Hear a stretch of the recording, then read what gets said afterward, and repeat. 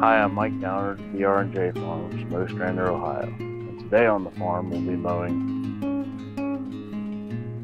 This is a hay field. Here we have alfalfa and orchard grass. Primarily that's all we plant is alfalfa and orchard grass. Sometimes there's a little bit of timothy in it. This field really doesn't have any.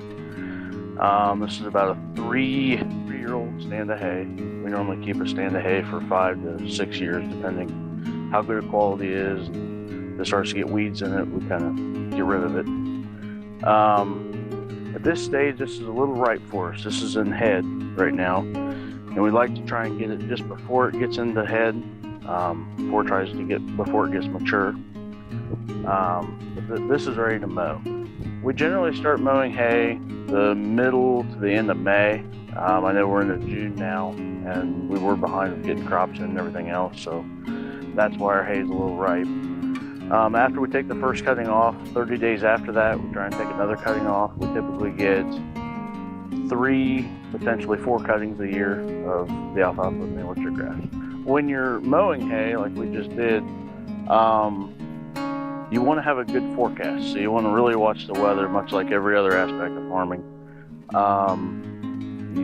You want at least 3-day window. So if you mow it on a Monday, typically it won't be ready until Wednesday or Thursday. So you want between 3-4 days of good dry weather, some heat, some wind.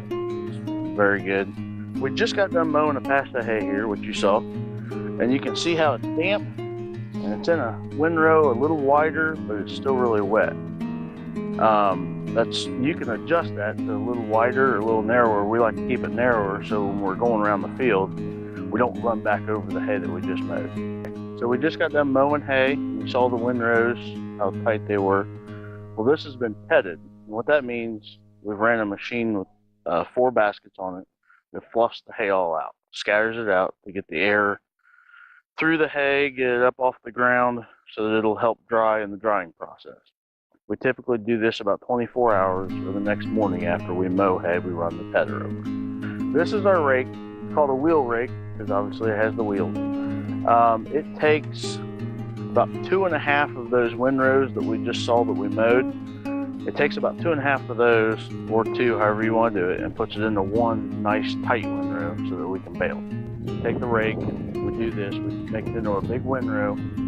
That way it gets it up off the ground again, makes it into a windrow so that the baler can come through and pick all that material up, all the hay. And it also helps with the drying process as well. It helps get the air underneath the windrow to dry it out.